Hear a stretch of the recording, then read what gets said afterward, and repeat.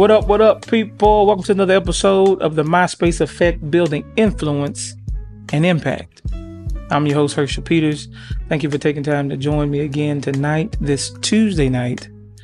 I'm really excited about this particular episode because we're going to be moving from the end of a relationship regarding divorce, broken covenant, brokenness, backlash, breakthrough, and now building again. This will have somewhat of a redemptive arc from all the deconstruction and, for some say, destruction. And I just really want to zoom out from not just those surviving the end of a thing. I want to really focus in on rebuilding your life, your identity, and relationships in a healthier, more intentional way. And that's why I really coined this as a redemptive arc, because that's really what we're going to be moving into. The transition from the end of a thing to the new beginning. It's going to be a good episode. You already know what it is. Let's get to it. And welcome to my space. Welcome to my space. You did. I said last week, you don't rebuild by proving your past wrong. You rebuild by living your future right. And so I want to kind of give an idea of what that looks like, because at some point, the storm ends. The noise quiets down and the backlash, it slows. Sooner or later, it slows, depending on who and what you got going on, what you're dealing with. But then you're left to what now? I dealt with that recently at a particular place I was helping, doing some business and ministry things that I had to ask myself, what do I do now after this fallout?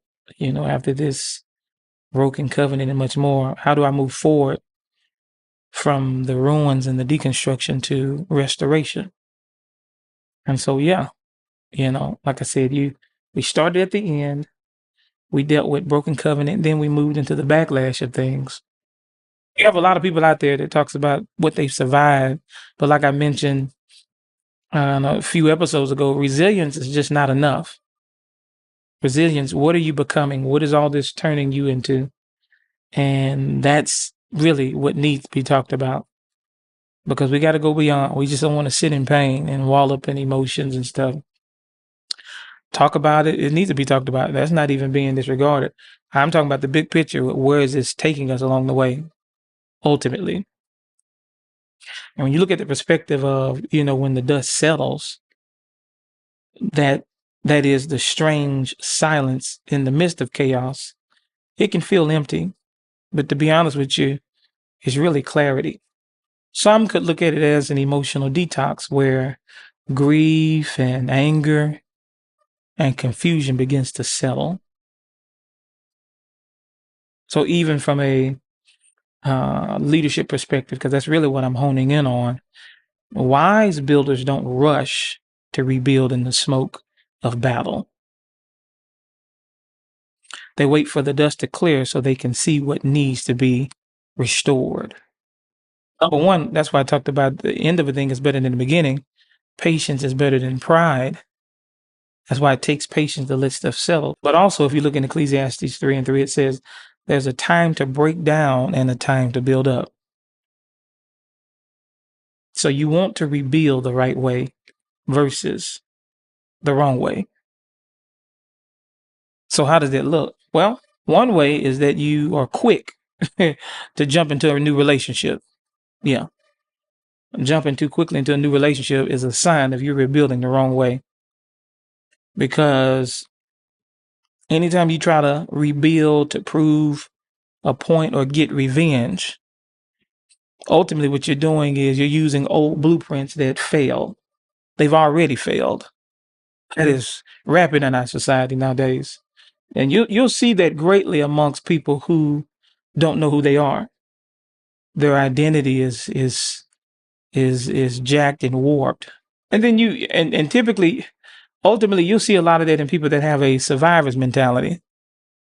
They really don't take much time to become. I always got to prove I can survive it. I can get on top of this.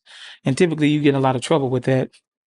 But see, this is the right way. The right way looks like when you rebuild is you ground your new foundation in healing, not hurt. You have to ground it in healing, not hurt. but it takes slowing down to reestablish identity and boundaries. That's what it takes. Seeking wisdom and accountability. Now, another Bible verse that comes to mind is Matthew 7, verses 24 and 25, where it talks about a wise man build his house on the rock. You have to build it on something solid. You go out there and try to build a house now on some mud, you see how far you can get. You ain't going nowhere. You need some healing, some wholeness. And see, as you begin to move into that, you'll begin to see what healthy looks like in a new beginning. You won't need someone to complete you because you're already whole. And your identity is no longer tied to the past pain. Another sign of readiness in a relationship is that you can love without fear, bitterness, or comparison. You begin to date with intentionality. You'll be able to have some conversation that's rooted in honesty and not defensiveness. And then ultimately, you can start building together in shared vision and values. That's what that looks like from a practical standpoint. Nehemiah chapter 2, verses 17, 18 says, let us rise up and build. Get up and build. Get up and build. Some of the leadership lessons you'll learn out of going through things like this as you move into the new and new beginnings is that in order to have a new beginning, you need a new blueprint. You need a new blueprint because you cannot build the future on yesterday's plans. God just doesn't restore. He gives a new vision. He gives a new vision. And so when it comes to leadership, leaders, it's just not about surviving. It's not about surviving in general. It's not even about surviving betrayal.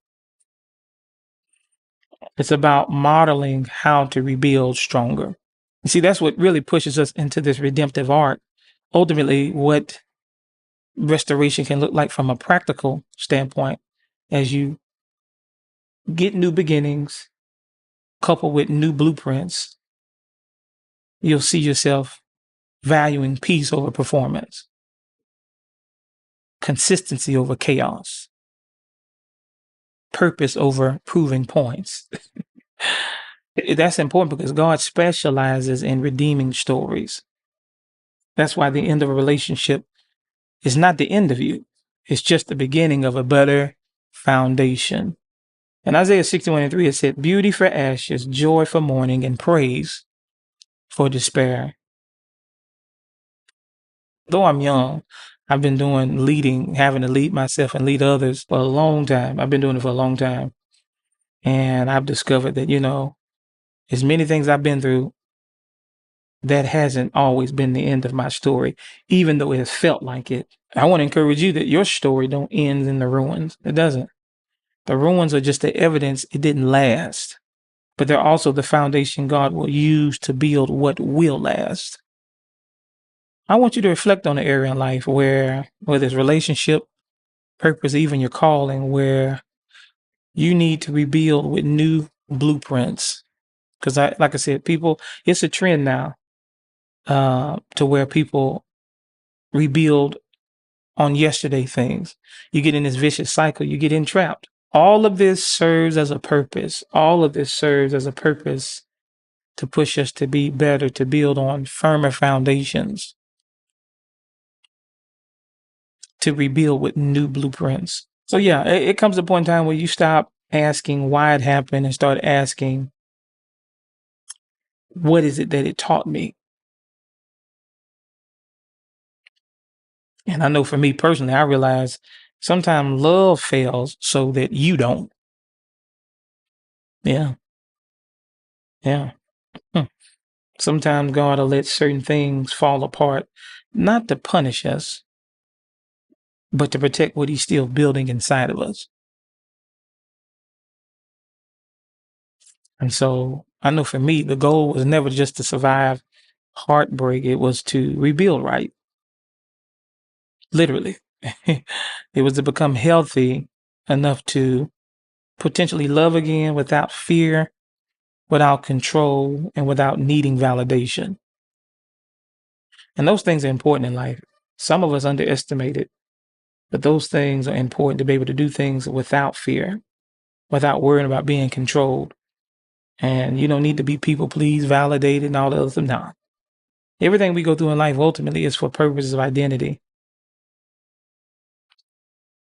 It's always about identity, who we ultimately choose to become, even after the dust settles. That's the whole purpose of this episode, to really help us gain that perspective, to give us hope, to move forward and know that the future is bright, regardless of the circumstances.